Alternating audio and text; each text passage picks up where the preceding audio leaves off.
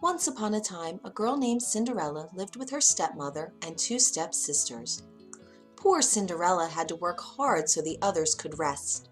It was she who had to wake up each morning when it was still dark and cold to start the fire.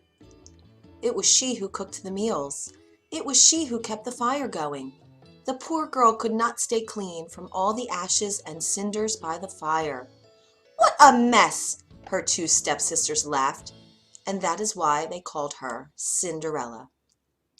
One day big news came to town. The king and queen were going to have a ball. It was time for the prince to find a bride. All of the young ladies in the land were invited to come. They were wild with joy. They would wear their most beautiful gown and fix their hair extra nice. Maybe the prince would like them. At Cinderella's house, she now had extra work to do. She had to make two brand new gowns for her stepsisters. "Faster!" shouted one stepsister. "You call that a dress?" screamed the other. "Oh dear," said Cinderella, "when can I—" The stepmother marched into the room. "When can you what?" "Well," said the girl, "when will I have time to make my own dress for the ball?" "You!" yelled the stepmother. "Who said you were going to the ball?" "What a laugh!" said one stepsister. "Such a mess!" They pointed at Cinderella. All of them laughed. Cinderella said to herself, "Maybe they see a mess when they look at me, but if I could, I would go to the ball." Soon the time came for the stepmother and stepsisters to leave for the big party. Their fine carriage came to the door. The stepmother and stepsisters hopped inside, and they were off. "Goodbye," called Cinderella. "Have a good time." But her stepmother and stepsisters did not turn to see her. "Oh, me," said Cinderella sadly. The carriage rode down the street. She said aloud, "I wish I could go to the ball too." Then, poof! All of a sudden, in front of her was a fairy. "You called?" said the fairy. "Did I?" said Cinderella. "Who are you?" "Why, your fairy godmother, of course, and I have come to grant your wish." "But," said Cinderella, "my wish is impossible." "Excuse me," said the fairy godmother in a huff. "Did I not just show up out of thin air?" "Yes, you did," said Cinderella.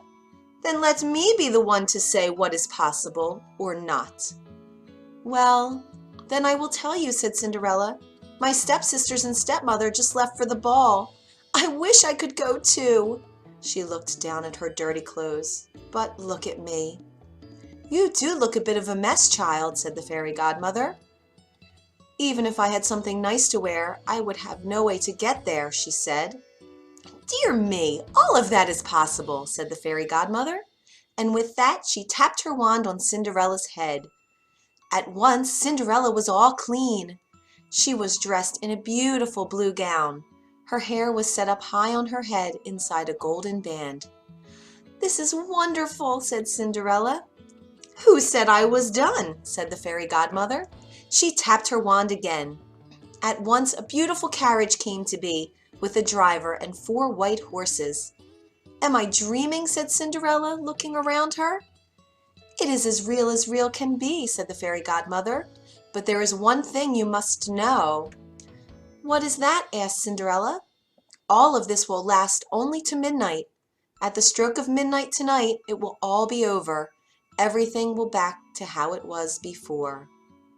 "Then I must be sure to leave the ball before midnight," said Cinderella. "Good idea," said the fairy godmother. She stepped back. "My work is done." And with that, the fairy godmother was gone. The driver called out to Cinderella, "Are you coming?" She stepped into the carriage, and they were off. Over at the ball, the prince did not know what to think. "Why do you have that sad look on your face?" the queen said to her son. "Look around you. You could not ask for finer maidens than these." "I know, mother," said the prince. Yet he knew something was wrong. He had met many of the young women. Yet after he had said hello, one by one, he could find nothing more to say. Someone pointed to the front door. "Look! Who is that?" All heads turned. Who was that lovely maiden stepping down the stairs? She held her head tall and looked as if she belonged, but no one knew her. There is something about her, said the prince to himself.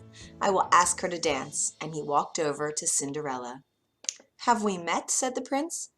I am pleased to meet you now, said Cinderella with a bow. I feel as if I know you, said the prince, but of course that is impossible. Many things are possible, said Cinderella, if you wish it to be true. The prince felt a leap in his heart. He and Cinderella danced. When the song was over, they danced again, and then they danced again and yet again. Soon the other maidens at the ball grew jealous. Why is he dancing all the time with her? They said. How rude! But all the prince could see was Cinderella. They laughed and talked and danced some more. In fact, they danced for so long that Cinderella did not see the clock. Dong, said the clock. Cinderella looked up. Dong went the clock again. She looked up. Oh my, she cried out. It's almost midnight. Dong, rung the clock. Why does that matter? Said the prince. Dong, called the clock. I must go, said Cinderella. Dong went the clock again. But we just met, said the prince. Why leave so soon? Dong, rung the clock. I must go now, said Cinderella, and she ran to the steps. Dong, said the clock again. I cannot hear you, said the prince. The clock is too loud. Dong, rung the clock. Goodbye, said Cinderella. Up the stairs she ran. Dong, went the clock. Please, stop for a moment, said the prince. Oh dear, she said as one glass slipper fell off her foot on the stair. But Cinderella kept running. Dong, said the clock. Please, wait a moment, said the prince. Dong, rung the clock. Goodbye! Cinderella turned one last time, and then she rushed out the door. Dong! The clock was quiet. It was midnight. Wait! Called the prince. He picked up her glass slipper and rushed out the door. He looked around, but could not see her blue dress anywhere. This is all I have left from her, he said, looking down at the glass slipper. He saw that it was made in a special way, to fit a foot like none other. Somewhere there is the other glass slipper, he said, and when I find it, I will find her too, and I will ask her to be my bride. From hut to hut, from house to house went the prince. One young woman after another tried to fit her foot inside the glass slipper, but none could fit, and so the prince moved on. At last the prince came to Cinderella's house. He is coming, screamed one stepsister as she looked out the window. At the door, yelled the other stepsister. Quick, said the stepmother, get ready. One of you must be the one to fit your foot in that slipper, no matter what.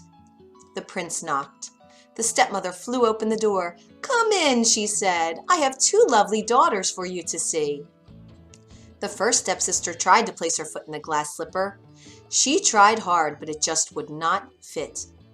Then the second stepsister tried to fit her foot inside. She tried and tried with all her might too, but no dice. Are there no other young women in this house? Said the prince. None, said the stepmother. Then I must go, said the prince. Maybe there is one more, said Cinderella, stepping into the room. I thought you said there were no other young women here, said the prince. None who matter, said the stepmother in a hiss. Come forward, said the prince. Cinderella stepped forward and sat before him. The prince got down on one knee and tried the glass slipper on her foot.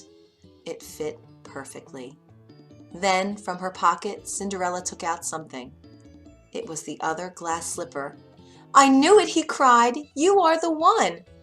What? Shouted one stepsister. Not her, yelled the other stepsister. This cannot be, screamed the stepmother. But it was too late. The prince knew that Cinderella was the one. He looked into her eyes. He did not see the cinders in her hair or the ashes on her face. I have found you, he said. And I have found you, said Cinderella. And so Cinderella and the prince were married, and they lived happily ever after. The end.